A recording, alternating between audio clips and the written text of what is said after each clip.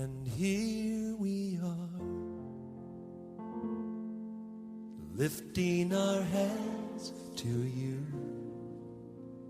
Mwanafunzi huwa anajisomea neno la Mungu, na kujisomea Biblia ni rahisi, lakini inahitaji discipline. Kwa nini ujisomee neno la Bwana? Kwa sababu ukisikia neno la Mungu lina uwezo wa kukupatia hekima, hekima ya maisha, hekima ya kuokoka, na tena maisha yako utakuta ya kwamba yanabadilika. The word of God is sweet as honey. Hatutumikii Mungu ambaye ni kipofu, tunatumikia Mungu ambaye anaona. Zaburi ya 24 mstari wa kwanza na wa pili inasema ya kwamba dunia hii ni ya Bwana na watu wote na vitu zote ambazo ziko ndani mali yake. Na kwa hivyo his concern na affairs za ulimwengu huu, anajua mambo yote ambayo yanatendeka. You can pray about anything you want at any time at any place. Mungu huwa anasikiliza maombi yako. Hapo ndio nguvu ya Mkristo iko. Ukinyamazishwa kwenye maombi, ujue umekwisha wewe. Hata kama unasema nimeokoka, endelea kuomba, Mungu ataendelea kusikiliza. Ukinyamaza, Mungu naye atakosa kitu ya kujibu ama kitu ya kusikiliza. And here we are, lifting our hands to you. Here we are, giving you thanks for all you do. And as we praise and worship your holy. Bwana Yesu asifiwe. Nachukua nafasi hii kukaribisha kila mmoja wetu. Asante kwa sababu ya kutegea mahali pale. Asante kwa sababu ya kuwa na wakati wa kulisikiza neno la Mungu. Nataka kukuahidi kubarikiwa, nataka kukuahidi kuinuliwa, nataka kukuahidi kupata tumaini kupitia neno la Mungu. Neno la Mungu liko na nguvu la kubadilisha kila hali katika maisha ya mwanadamu. Ubarikiwe sana katika jina la Yesu. Amen. Be leaning on your grace, oh yes, it will be your strength. Kuna hizi conditional blessings, kuna baraka ambazo ni za mtu ambaye anamtii Mungu. Jameni, tuko hapa tukimtii Mungu, tunafuata Mungu, tunamfuata siku zote za maisha yetu. Kuna mwanafunzi aliuliza Yesu, maana tumeacha mambo yote tumekufuata, utatupatia nini? Swali hilo sio la kimwili. Amen. It is a real question. Maana tuko duniani, we are under the sun. Tuko hapa chini ya jua hapa. Hatuko heaven. Heaven tutaenda. Mimi naamini nitaenda heaven, kwa sababu nimeokoka, damu ya Yesu imeniosha. Ninakiri Yesu siku zote za maisha yangu. I will go to heaven. Lakini kabla ya kwenda mbinguni, kuna baraka zetu hapa za kimwili. Amen. Unakumbuka kuna watu walifuata Yesu kwa sababu ya mikate. Na Yesu akamwambia, ninaona mnifuati kwa sababu ya miujiza, mnanifuata kwa sababu ya bread. So that was a good reason. Mimi sioni hiyo ikiwa sababu baya. Kwani utatembea bila chakula? You need food. Amen. Unahitaji chakula, unahitaji mavazi, unahitaji nyumba.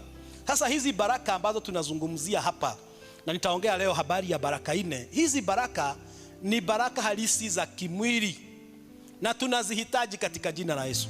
We need them. Tunazihitaji kabisa, halisi. Ni kitu ambacho labda uwe very fake ama hyper, ujifanye hauhitaji haya mambo. We need them katika jina la Bwana. Kwa hivyo Waisraeli ni example yetu, maana Mungu aliwaahidi nchi. Hakuahidi heaven, Canaan. Alipoambia nimewatoa Misri niwapeleke Canaan, Israeli sasa, uko sio heaven. Ukienda pale Israeli utaona hiyo nchi. Ilikuwa ni land. Na akasema is a land flowing with milk and honey. Kwa hivyo ilikuwa physical land. Na Mungu akadili na wao hivyo, ikiwa mfano ya mbinguni, lakini hawakufika mbinguni. Lazima wakienda heaven lazima waamini Yesu. Hata Wayahudi wale hawajaokoka hawataenda heaven waseme tulifika Canaan, tulifika Israeli, sasa nchi hiyo ati sasa tumeenda mbinguni. Hapana. They must believe in Jesus. Kwa hivyo tukiamini Yesu, kuna zile baraka zinaitwa conditional blessings za kutii Bwana. Hebu niwaoneshe katika text yetu. Let's go to Deuteronomy chapter number 11. Hapo ndio tutaanzia katika jina la Yesu. Nitarukaruka hizi mistari niwaonyeshe ya kwamba Mungu anasema ukimfuata ni vitu gani ambazo atakupa. Na mimi naomba ya kwamba tupokee zote katika jina la Yesu. Watoto wa Mungu walio hapa kanisani, we must up our game.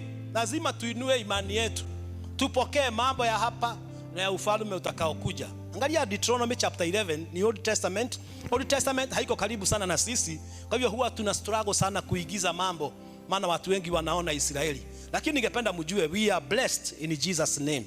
Angalia mstari wa kwanza inasema hivi: therefore thou shalt love Jehovah thy God and keep his charge and his statutes and his ordinances and his commands. Hebu tuteremke mstari wa 13. And it shall come to pass, if you shall hearken diligently unto my commandments, which I command you this day, to love Jehovah your God and to serve him with all your heart and with all your soul. Angalia mstari wa 22. For if you shall diligently keep all his commandments which I command you to do, to love the Lord your God, Jehovah your God, to walk in all his ways and to cleave unto him. Then unaona Mungu anasema ukimpenda. Naamini ya kwamba kila mmoja aliye hapa katika nyumba ya Bwana unampenda Bwana. Hauna reservation ya kupenda Mungu. Umefungulia Yesu moyo wako. Sasa hata kuna watu wanajiuliza, hii kufuata Mungu hii kufuata Mungu, hii kumfuata, kwani tumekuja kuteswa? Kwani tumekuja nini? Kwa sababu watu wengi hawajafunguka macho wajue ya kwamba when we follow God, tukifuata amri zake, tukifuata njia zake, tukikamata kile anataka tukamate, kuna baraka ambazo anaachilia. Hallelujah. Kwa hivyo we cannot just follow God. Hawa alisema tumekufuata, utatupatia nini? Wengine wakamfuata jangwani, akawapatia miujiza ya mikate. The following day Yesu akawaambia lazima munikule, you have to eat me. Sasa wakasema tumeondoka, maana walikuwa wanafuata Yesu kwa mikate. Na mikate sio kumaanisha ya kwamba walikosea, but there was a need, walikuwa na njaa. Kwa hivyo nataka kukufungua macho upande ule mwingine ambao kanisa huwa inapigwa sana. Tukifungua watu kwa prosperity ya ulimwengu huu, na tuonyesha watu wanastahili kuwa na pesa, na tuongee habari ya pesa kanisani, watu wanapiga kanisa sana. Wanasema hii watu ni mahubiri tu ya pesa. Mimi nakaa sana bila kuongea habari ya pesa, kwa sababu najua hiyo ni area moja ambao watu wengi wanapiga church. Lakini ningependa niwaulize, kuna mtu katika dunia hii, kuna organization katika dunia hii ambao haihitaji pesa, haihitaji prosperity. So tukifuata Mungu na tuweke amri zake, kuna hizi baraka ambazo amesema ni zetu. Nataka kuwapeleka mara moja kwa moja kwa hizi baraka 4. Enda mstari wake wa 8. The same Deuteronomy, sitatoka pale sana. Naanza hivyo pia. Therefore shall you keep all the commandments which I command you this day, that you may be strong and go in and possess the land which you go over to possess it, and that you may prolong your days. Ntarudi hapo tena, which Jehovah so unto your fathers to give unto them and to their seed a land flowing with milk and honey. Verse 10, for the land whither thou goest in to possess, it shall not be as the land of Egypt from where you came out, where thou used to sow thy seed and watered it with thy foot, as a garden of herbs. Verse 11, but the land which you go over to possess is a land of hills and valleys, and drinketh water of the rain of heaven. 12, a land which Jehovah thy God cares for. The eyes of God thy God are always upon it, from the beginning of the year unto the end of the year. Baraka ya kwanza ni shamba. Nimerudia pale tena, na nilizungumza siku ya Jumapili nikawaonyesha ya kwamba Mungu ako na haja sana na watu wapokee mashamba hapa duniani. Hii Canaan haikuwa katika space iko heaven, ilikuwa ni duniani, na Mungu alikuwa anataka waingie pale. Nataka kutabiria watu wa kanisa katika jina la Yesu, you must own land. Lazima tukamate nchi yetu katika jina la Yesu. Haleluya. Na usihame hapa Murang'a. Tunataka upate land hapa, tuwe tunasalimiana hapa kila siku ukitoka kwako katika jina la Yesu. Nasema go get that land. Ingia, pata hiyo shamba. Tawaonesha principles of getting land hata katika maisha yako. Vita iko kwenye mashamba. Munasikia vile watu wa Kenya huwa wanasema wakiongea habari ya Maumau. Maumau inakumbuka sema tulipigania nini? Tulipigania mashamba, lazima tupewe. Mashamba ni vita. Getting land. Nitakuonesha scripture. Kupata shamba inakuwa war, is a warfare. Na ni lazima ujifundishe ili uingie kwenye hiyo shamba. Naongea habari ya physical land. Inaweza kuwa ni eighth, inaweza kuwa ni quarter, whatever the size it is, inaweza kuwa ni 10 acres, lakini nataka kila mmoja wetu hapa ufunguke macho, upate territory ambayo unaweza kusema ni upako. Amini katika jina la Yesu. Niliwaambia sana, tulitabiriwa siku moja na Bishop akatuambia tutapata Great Wall. Mimi niliona ni kama muujiza mkubwa. Kwanza nilishika kichwa hivi, nikasema Great Wall. Tulikuwa wahubiri kama 60. Great Wall nitoe wapi? Na hata kuna watu wengine wanasema hapa shamba nitatoa wapi? You must get it in Jesus name. Ukiendelea kusikia habari ya Mungu na kumfuata, anakuambia you must possess. Anasema mutapossess hiyo shamba. Hebu nikurudisha katika Genesis, uone mtu wa kwanza ambaye alizungumziwa habari ya shamba na kile alifanya. Genesis chapter 15 inasema hivi, after these things, Genesis 15 verse 1, the word of the Lord came unto Abraham in a vision, saying, fear not, Abraham, I'm your shield and your exceeding great reward. And Abraham said, Lord God, what will you give me, since I am going childless? And this steward of my house, Eliezer of Damascus. And Abraham said, behold, you have given me no seed, and behold, one born in my house is my heir. And behold, the word of the Lord came to him, saying, this one shall not be your heir, but he that shall come out of your own loins shall be your heir. Verse 5, and he brought him outside, and he said, look now towards the heavens, and count the stars, if you are able to count them. And he said to him, so shall your seed be. Verse 6, and he believed in the Lord, and he counted to him for righteousness. Huyo ni mtoto. And he said to him, I am the Lord that brought you out of the Ur of the Chaldeans, to give you this land to inherit. Angalia mstari wa 8. And the Lord said, and he said, Lord God, by what shall I know I shall inherit it? And he said to him, take me a heifer, a 3-year-old, and a she-goat of 3-year-old, and a ram of 3 years old, and a turtle dove, and a pigeon. Kuna mambo mawili pale ambayo ni baraka ya kila mpendwa. Ya kwanza imeandikwa pale ni mtoto. Haleluya. Na tulisema ya kwamba tupate watoto walie na nguvu katika jina la Yesu. Watoto wabarikiwe. Watoto waone mema katika jina la Yesu. Watoto wetu wasiwe diverted by demons. Tunakataa katika jina la Yesu. Lakini kupata mtoto, Mungu anaambia Abraham aje, angalia juu, angalia nyota. In other words, omba tu utapewa mtoto. Ombewa utapata mtoto. Lakini ilipokuja kwa shamba, maana that is the point, Mungu alimwambia, I command you to bring me an offering. Kwa nini? Kwa sababu kupokea shamba ni warfare. Kwa mtoto hakumwambia nipatie sadaka. Hii ndio mara ya kwanza katika Biblia ninaona Mungu akiitisha sadaka yeye mwenyewe. Mwenyewe tu anaongea na mtu, anamwambia give me an offering. Na anasema hiyo offering itakuwa hivi na hivi na hivi. Kwa hivyo kupokea mashamba lazima kuwe kuna masadaka. Usianze kuombea ati baba I possess. Unajua I want to teach you something, kwa sababu watu wengi hapa nikisema receive, watu wanasema yes. Lazima nikupatie formula how to receive some things. Amen.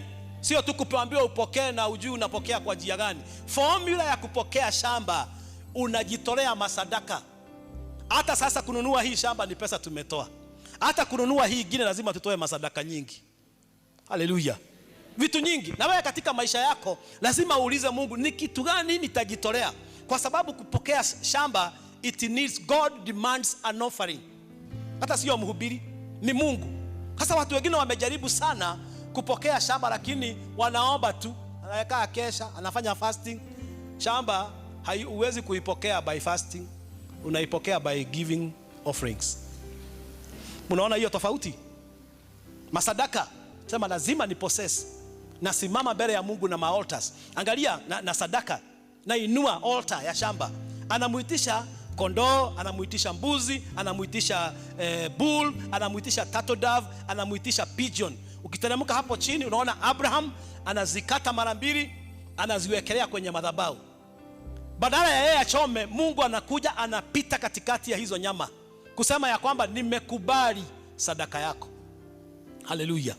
Wakati mwingine watu ndio walikuwa wanaenda wanachoma hizo sadaka za kuteketeza, lakini hii God is visiting it, because land is very very important.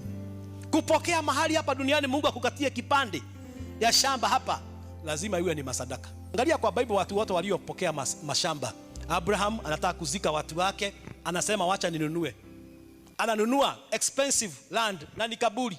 Nataka kuamini hata ya kwamba makanisa hii yetu ya kiroho, why we become very effective and powerful, ni kwa sababu ya kununua mashamba. Wale ambao wanapewa tu mashamba bure, hakuna effect. Hata zingine zinakaa tu, hawana maono yake. Wengine wako na 10 acres of land, lakini because they have not bought it. Na hata watu wengine hapa, kwa sababu haujanunua shamba, ni ya kupewa tu na baba, na kupewa na wazazi, hakuna kitu unaweza fanya pale. Hata wengine mnajaribu kujenga hapa, unakuta vita zimeinuka, kwa sababu land huwa inaongea vitu. Lazima ujue kujitolea. Kupata shamba lazima uwe kuna offerings ambazo unazitoa. So ya kwanza ni shamba. Ukipenda Bwana anakupatia shamba, you take over, unakamata mahali, na Mungu ana demand watu wengine muanze kujitolea. Tukiongea habari ya kujitolea hata kanisani, uelewe hivi, vitu nyingi huwa zinainuka. Watu wakiwa wagonjwa na ugojeke sana, si you go to the doctor. Kwanza vile umegojeka sana, si ndivyo umefinyika? Daktari anakuitisha nini? Fikiria, daktari anaitisha nini? Kwa hivyo kanisa ikiitisha watu health sadaka, watu wanaleta shida. Daktari anachukua pesa ya mgonjwa na haogopi. Mgonjwa kabisa anaenda hivi, anatembea hivi. Unasema unataka 20,000. Hii ugonjwa ni kuweke dawa. Anasema leta deposit kwanza. Wakili, ukienda kwa wakili mikono tupu atakufukuza. Hata kama ni shamba umeibiwa na umenyang'anywa, anakuambia tuandikiane hapa. Hii shamba ikikuja mikononi mwangu utanipatia quota, itakuwa my pay. Lakini kanisa ikiongea habari ya pesa, watu wanafikiria ni tuko na problem.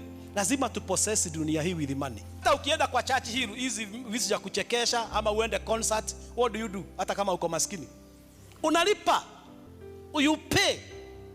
Kwa hiyo dunia hii lazima kuwe kuna mambo ambayo Mungu alitaka watu waipokee by giving offerings, na one of them is land. Hebu niende kwa baraka ya pili. Deuteronomy chapter 11 verse 13, baraka ya pili. It shall come to pass if you shall hearken diligently. Anza vile angalia vile mwandishi anaanza.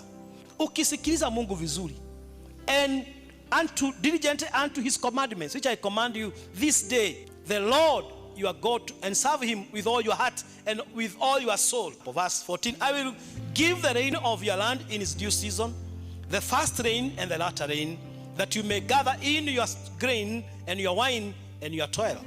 Verse 15 or 16 nasema, take heed to yourself that your heart may not be deceived, and you turn aside and serve other gods and worship them. Verse 17, and the Lord's wrath be kindled against you, and he shut up the heavens so that there be no rain, so that the land will not yield her fruit, and you perish quickly from off the good land which the Lord gives to you. Number 2 blessing inaitwa prosperity will come. Number 2, prosperity, kuenea katika njia zote. Angalia pale anasema nitaleta mvua wakati ambao uko sawa, mutakula chakula na mutashiba. Hallelujah. In other words, hakutakuwa na delay blessings. I want you to understand this. Prosperity ya watu wa Mungu, utajiri na kuenea kwa watu wa Mungu, shetani huwa anapinga sana. Kwa nini? Kwa sababu anajua when you are established, wewe ukiwa umepossess vitu, uko na nguvu, ufalme wa Mungu utajengeka. Kwa hivyo anazungusha watu wa kanisa, na watu wa kanisa wakisikia message kama hii, wengine wanakataa kuchukua action. Kwa hivyo unazunguka milima, unatembea duniani, unaimba nyimbo za umasikini, unaimba nyimbo za kushindwa. Shetani anacheka kwa sababu anajua watu wa Mungu hawajaelewa, na wakuja kukufungua macho katika jina la Yesu. Prosperity ikija katika mikono ya watoto wa Mungu is the best tool to preach. Na imagine watu hapa mkiwa na kila mtu ako hapa na lori, wengine mko na lori ya miguu 10. Hallelujah. Na tunataka kwenda road wa kupeleka chakula ama kuhubiri. Mnafikia tutateseka? Ni ndugu anasema mimi lori yangu iko tayari, na wengine anasema mimi niko na mahidi gunia 20, wengine anasema niko na maharagwe gunia 30, wengine anasema niko na manguo, niko na kampuni. Hallelujah. Watu wa Mungu wapokee prosperity. Lakini sasa tumepanga, hata nimekuwa nikifikiria how do we go to preach mahali kama hapo. Unakuta ya kwamba gharama ile mtalipa na wengine watarudi nyuma. Wakisikia kutoa 20,000, 30,000, nasema hapana, ninaomba tufike hiyo level katika jina la Yesu, ya kwamba hakuna kitu itatajwa ya kufanya ufalme wa Mungu usonge mbele ikutishe. Prosperity, sema rain in its due season. Promotion yako ikifika unapromotiwa tu bila struggle. Natangaza watu wengine hapa, msiibiwe promotion yenu katika jina la Yesu. Kama unauza vitu kwa soko, unakuta kwamba you are unique, wewe ni mtu wa kipekee, biashara inashika vizuri. Mambo kama hayo ndio tunaita prosperity. Na prosperity Mungu akitupatia, anatupatia ili tujenge ufalme wake, tupate prosperity ya kweli katika jina la Yesu, ya kwamba when you need something you get it. Ito prosperity, sio kununua nyama kama ya kutega panya, ati unanunua nyama ya 20 unaweka kwa boga. Mtoto akikula anasema nasikia ni kama kulikuwa na nyama hapa, lakini sijakula hata kamoja. Naomba ukitaka nyama unakula yote ile unataka. Haleluya. Ukitaka fasting unafunga, sio kwa sababu umekosa. Uangalie menu kwa hoteli, unakaa hapo 20 minutes ukisubuana na waiter, unapageni baka kwa hoteli. Watu wa kanisa lazima wabadilishe mindset that we are able to capture and get prosperity from God. Wapendwa, hakuna kupeleka Mercedes biguni. Timi heaven I will drive a Pajero. Wewe Pajero ionekane hiyo ni ya Japan. Hakuna V8 heaven ziko hapa Kenya. Si mtu amue apeleke kagari yake unapark.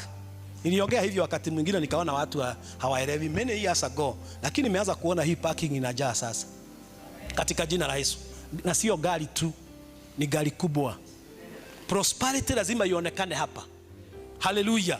Unachukua watoto wawili wa mtu hapa, unawasomesha bila struggle. Na watu wanafanya mambo hayo, na ni watu ambao wakati mwingine wanakuwa criticized, maana wamekamata utajiri ya dunia. Ninaomba tukamate utajiri ya dunia katika jina la Yesu, ya kwamba when you need something you get it. Under the sun, wamesema there is planting and there is reaping. Si ni kweli? Under the sun there is building and there is planting. Under the sun seasons ziko hapa. Biguni hakuna seasons. Ninajua heaven tutafika. Heaven ndio nyumbani ya milele na milele, lakini kabla tuende huko lazima mambo yaonekane hapa katika jina la Yesu. Watu wengine mpokee shamba hapa katika jina la Yesu. Muprosper, wengine mudrive gari na usipaki gari kwa mtu, ni upaki nje ya nyumba yako. Hapo nyumba unasema this parking is where my car. Unatengeneza ka parking hapo kwa compound yako. Pokeeni hizo baraka katika jina la Yesu. Prosperity ni kitu Mungu anataka tuwe nayo in church, ili tunapoamua kufanya kitu tunakifanya kwa urahisi. No delayed blessings in Jesus name. Kama unataka husband unampokea, kama unataka wife unapokea, kama ni mtoto unapokea. Chochote unataka unasema mimi nitaprosper katika jina la Yesu. Verse 18, the other blessing number 3. Therefore you shall lay up for these words in your heart and in your souls, and bind them for a sign upon your heart, so that they may be as frontlets between your eyes. Verse 19, and you shall teach them to your sons. Unafundisha watoto wako, speaking of them when you sit in your house, and when you walk by the way, and when you lie down, and when you rise up. Mstari wa 20 inasema, and you shall write them upon the doorposts of your house. Unafuata Bwana kwa njia zote, and upon your gates. 21, so that your days and the days of your sons and be multiplied in the land which the Lord swore to give to your fathers, like the days of the heavens upon the earth. Number 3 thing, a long life. Living a long life. Angalia hiyo mstari wa 22, so that your days and the days of your sons may be multiplied. Ukishika neno la Bwana, asema fanyeni hivi, shika neno la Bwana. Fuata, fundisha watoto wako. Haleluya. Usiwanyamazie, wafundishe. Wewe ongea habari ya Mungu mahali popote unapoenda. Wacha watu waone ishara ya neno la Bwana ambalo tumebeba. Kutoka hapo nitawaongezea miaka, tafanya muishi. Unajua kama unafanya mapenzi ya Mungu, hizi ni zile baraka anatupatia. Unastahili hata ukiona dalili za ugonjwa, unasema mimi hakuna mahali ninaenda katika jina la Yesu. Unashikilia hapo, unasema mimi ni mtu ambaye niko na covenant of long life. Sina muda wa kuzungumza habari ya long life, lakini mtu yoyote anastahili kuishi hapa afanye mapenzi ya Mungu. Bible inaongea habari ya Musa 120 years, na Bible inasema ya kwamba hakuwa amepoteza hata uwezo wa kuona. Macho yake ilikuwa sharp. Na watakia maisha marefu katika jina la Yesu. Na hiyo lazima ujifundishe mambo mengi. Habari ya kuishi duniani lazima ujifundishe mambo mengine. Nilikuwa naongea na wachungaji wengine, nawaambia vile wana drive gari. Pastors wengi vile wana drive gari ni crazy. If you drive carelessly, si utagongwa. Utagongwa. Watu wengine ni vile mnakula. Lazima uangalie tabia zako. Maana Mungu hajatupatia confusion kwenye mawazo yetu. Ametupatia akili nzuri. Angalia hizo vitu, angalia tabia zako. Kwanza ukiwa wicked na tabia za ukora, utakufa mapema. Imeandikwa hivyo kwenye Biblia. Kwa hivyo hii sisi kufuata Mungu, tunaangalia sehemu nyingi za maisha yetu ili tuishi maisha marefu. Amen. Baraka ya 4 iko pale katika mstari wa 22. For if, unaona vile mwandishi anaanza, for if you diligently keep all his commandments. Hiyo kitu imerudiwa sana pale. Na mimi na wewe tumeshika amri za Mungu. Sisi ni watu ambao tunampenda Bwana. Sisi ni watu ambao tunamwabudu. Kwa hivyo hizi baraka ni zetu katika jina la Yesu. Hizi ni za baraka za watu ambao wanashika amri za Bwana. 22. Which I command you to do this day, to love the Lord your God, and to walk in all his ways, and to hold fast to him. 23 nasema, then the Lord will drive out all the nations from before you, and you shall possess greater and mightier nations than you. 24, every place on which the soles of your feet shall tread shall be yours, from the wilderness and Lebanon, from the river Euphrates, even to the farthest sea shall your border be. Hallelujah. Baraka ya 4, hii ni baraka ambayo nasema ya kwamba Mungu atakupigania. God will fight for you. Hiyo ni baraka kubwa sana, Mungu kupigania mtu wake. Haustahili kujipigania, Mungu anastahili akupigania. Na ningependa muangalie, kama uko na map katika Bible yako, baadaye uangalie uone hiyo sehemu imetajwa. Walikuwa wamepewa kainchi kadogo, alafu Mungu akasema nitapanua mipaka yenu. Nitaipanua. Uangalie from Lebanon to the desert. Hallelujah. Euphrates River. Mungu anasema nitapanua mipaka ya watu wangu. Nitawapigania. Kuna vita Mungu lazima akupiganie, usijipiganie. Pana pigana na watu na kusubuana na wao. Let God fight for you. Na wakati mwingine wapendwa, Mungu kupigania mtu, formula ile anatumia wakati mwingine inakaa ni kama ujinga kiasi. Mungu anaambia watu wa Jericho, endeni, nataka kuwapatia Jericho. What do? Muzunguke mara 6, na siku ya 7 muzunguke mara 7, ukuta zikaanguka. Anaambia Jehoshaphat, weka waimbaji mbele, just singers. Waanza kuimba wimbo tutushindane. Formula ya Mungu wakati mwingine ili akushindanie haikai kama formula zile tumezoea hapa duniani. Allow God to fight for you. He knows your battles and he wants you to win. Anataka uwe mshindi. Kwa hivyo kuna vita zingine ziko kubwa kuliko wewe, lakini Mungu ni mkubwa kuliko hizo vita. Kuna watu wanataka kuroga maisha yako, wachawi, waizi. Kuna watu wako na wivu, just naturally they are jealous. Wako na wivu tu na they want things kukuwekea ma spells. Hizo ni vitu Mungu anapigania watu wake. Watu wa Mungu hapa mnajipiganiaga sana wakati mwingine. You fight, unasahau kuna Jehova amesema I will fight for you. I will fight for you. Utamwachilia Mungu akupiganie. Vita ya family, vita ya kazini, vita ya kanisani, vita ya maisha, tualao Mungu apiganie maisha yetu. He is so faithful, yeye ni mwaminifu. Na hakuna vita Mungu anapigana anashindwa. Akiingilia vita anahakikisha kwamba umeshinda. Lazima uamini Mungu anakupigania. Kuna vita nyingi sana hapa katika ulimwengu wa hewa ambazo hatuwezi kuzishinda. It's only God who gives us victory. Mungu akupiganie katika jina la Yesu. Na usiende ukiogopa. Tembea hii maisha ukijua you are a child of God. As long as unafuata Mungu na kufanya amri zake, hizo baraka ni zako. Kwa sababu ya kujitolea sadaka zetu na fungu zetu za 10, Bible inasema Malachi 3, Bible inasema even from the days of your fathers you are gone astray from mine ordinances and have not kept them. Return unto me and I will return unto you, says the Lord. But you said, where shall we return? Wanajibizana na Mungu. Mungu anawaambia mumeanguka. Wao anasema tumeangukia wapi? Ni wapi ambapo hatufanyi mapenzi yako? Alafu Mungu anawachallenge. Anawaambia, will a man rob God?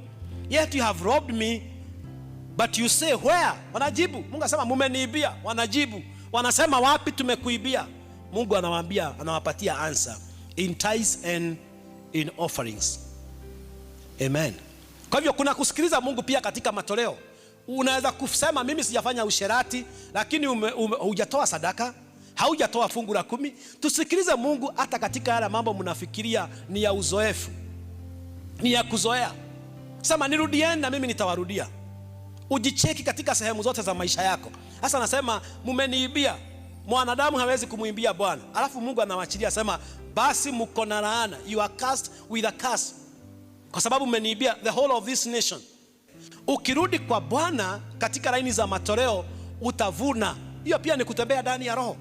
Watu wengi hawafikiria kwamba kutembea katika kujitolea sadaka na fungu za 10 kamili ya kwamba ati ni roho. Wanafikiria ni mambo ya mwili, lakini iko hapo imeandikwa vizuri, return unto me, na mimi nitawarudia. Kwa hivyo ukijiandaa kutoa sadaka na fungu za 10, moyo wako ufungue, namwambia Bwana, I want to be complete in all areas. Watu wengine wako wazuri katika kuomba intercessory, lakini hapokuja habari ya sadaka anafikiria hapo roho hayuko. Roho anatuongoza katika sehemu zote za maisha yetu. Utiifu, uaminifu, mambo yoyote ambayo tunafanya in life. Singependa Mungu atete na sisi. Sikiliza Roho Mtakatifu. Hata wakati wa kutoa sadaka unasikiza Holy Spirit. Fungu la 10 unamuuliza. Kuna haja ya kuuliza mchungaji, uliza Mungu. Kuna watu wanataka kutuuliza maswali kuhusu giving na you have the answer. Wewe toa kulingana vile Roho wa Mungu anakusaidia. Haleluya. Fungu la 10 ujue kulihesabu. Toa kwa mitandao, toa kwa simu, toa kwa bank, peleka slip yako huko. Jitolee kwa njia yoyote, maana wewe ni mtu ambaye unaongozwa na Roho Mtakatifu. Kwa mfano Roho Mtakatifu akiwa hapa kanisani, kwa sababu yako hapa, atuambie tujitolee. Mnaona tutajitolea na njia gani? Tutajitolea everything. Tutaanguka wengine chini, utasahau kama uko na suti. Utasahau kama wewe uliosha hiyo nguo ukaipiga pasi. Roho Mtakatifu tukijiachilia kwake, atafanya mambo ya ajabu. Na ninawaombea katika jina la Yesu ya kwamba kila mmoja wetu tutakubali kuongozwa na Roho na sio mwili katika sehemu zote za maisha yetu. Inua tu mkono wako nikuombee. Baba, katika jina la Yesu, ninawachilia neema juu ya maisha ya watu wako katika jina la Yesu Kristo. Na ninaomba ya kwamba Bwana, mkono wako uwe juu yetu. Nyakati hizi ni zetu tunapimwa kutembea na Roho badala ya kutembea na mwili. Tusaidie tufanye mapenzi yako katika jina la Yesu. Na tunainua sadaka zetu, fungu zetu za 10 na sadaka zingine mbele zako. Tunapozitoa, wacha Bwana tuwe tunatoa kulingana na vile wewe unataka. Tusiwe watu ambao ni mean, tusiwe watu ambao hawaelewi kile unafanya katika dunia hii, lakini tufanye mapenzi yako. Ninabariki watu wako na kutangaza amani na ushindi katika maisha ya kila mmoja wetu. Katika jina la Yesu Kristo ninaomba na kuamini. Amen.